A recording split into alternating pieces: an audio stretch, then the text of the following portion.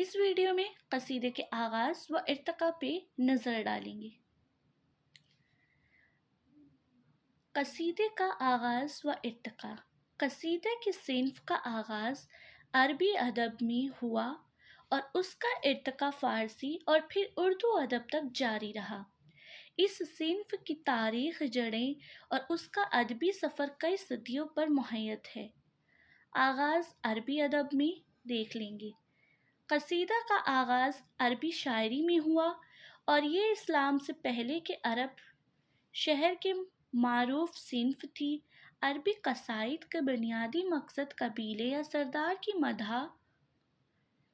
مدح تھا۔ ان قصائد میں جنگجوؤں کی بہادری، کبھی قبیلے کی عظمت اور فاتحانہ کارنامے بیان کیے جاتے تھے۔ عربی زبان میں قصیدہ کی سب سے مشہور مثال معلقات ہے، جو 7 بڑے شعراء کے قصائد کا مجموعہ ہے اور اسے کعبہ کی دیوار پر لٹکایا جاتا تھا۔ یہ تھا عربی ادب کا آغاز۔ نیکسٹ بات کریں گے ارتقاء پہ، جو کہ فارسی ادب میں دیکھ لیں گے۔ جو اسلام کے پھیلاؤ کے ساتھ قصیدہ فارسی ادب میں منتقل ہوا اور یہاں ایک نئے انداز میں پروان چڑھا۔ فارسی شاعروں نے قصیدہ کو عربی روایت سے مختلف بنایا اور اسے صرف مدح تک محدود نہیں رکھا، بلکہ اس میں دیگر موضوعات جیسے اخلاقیات، مذہب، فلسفہ بھی شامل کیے۔ فارسی قصیدہ نگاری کا ایک نمایاں نام فرقی سیستانی ہے، جنہوں نے قصیدے میں زبان کی لطافت اور خوبصورتی کا عنصر شامل کیا۔ اردو ادب میں قصیدہ۔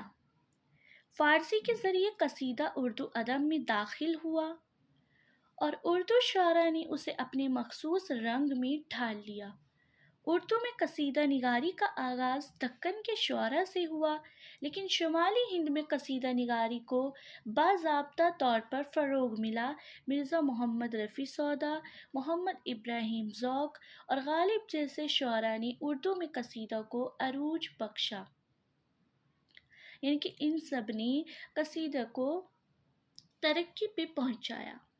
سودا نے اردو قصیدہ کو بلند پایا، فن بنا دیا اور ان کے قصیدے طویل اور شاندار ہیں اور ان میں زبان و بیان کی وضاحت اور بلاغت کا اعلیٰ مظاہرہ کیا گیا۔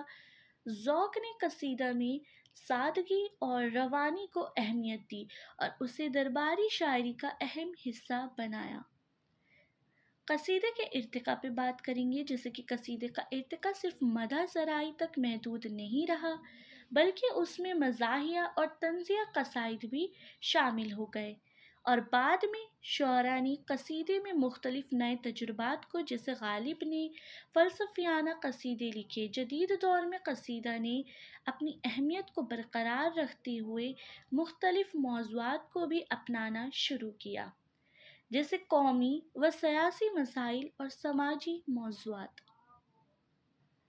قصیدے کی یہ طویل تاریخ اس کی صنف کے ارتقاء کا منہ بولتا ثبوت ہے، جو مختلف ادوار اور زبانوں میں اپنی اہمیت اور تاثیر کو برقرار رکھتی آئی ہے۔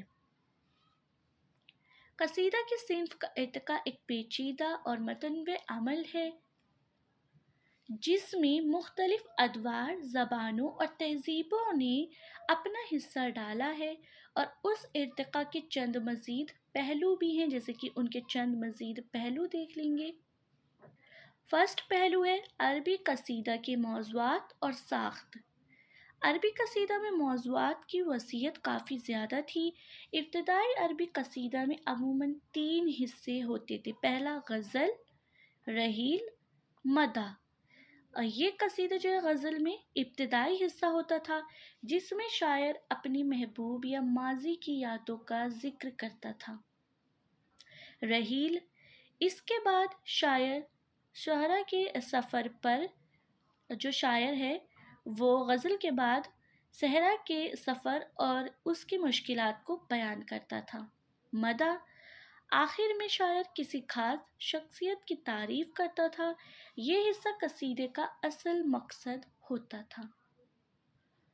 عربی قصیدہ میں قبلیہ پر فخر، شجاعت اور ماضی کی عظمت جیسے موضوعات بھی شامل تھے۔ اس صنف کی بنیادی خصوصیت اس کی طولانی اور پیچیدہ کافی جو ہے وہ ساخت تھی، جو شاعر کی لسانی مہارت کا مظاہرہ کرتی تھی۔ فارسی قصیدے میں تبدیلیاں۔ فارسی ادب میں قصیدے کا ڈھانچہ اور موضوعات مزید وسعت اختیار کر گئے۔ فارسی شعراء نے قصیدے کو زیادہ متنوع بنایا اور اس میں غزل اور رباعی جیسے عناصر بھی شامل کیے۔ اس کے علاوہ فارسی قصیدہ میں تصور، فلسفہ اور اخلاقیات جیسے موضوعات کو بھی جگہ دی اور وارس قصیدہ میں زبان کی لطافت اور شعر کے معنوی پہلو پر زیادہ زور دیا جاتا تھا۔ فارسی قصیدہ نگاری کا ایک نمایاں پہلو اس کے محاوراتی زبان ہے، جو اسے ایک نیا رنگ دیتی ہے۔ فارسی قصیدہ نگار جیسے انوری اور خاقانی نے اس صنف کو بہت ترقی دی اور اسے اپنے زمانے کی بلند پایہ ادبی صنف بنا دیا۔ یہ تھا ہمارے قصیدے کا آغاز و ارتقاء کا پارٹ 2۔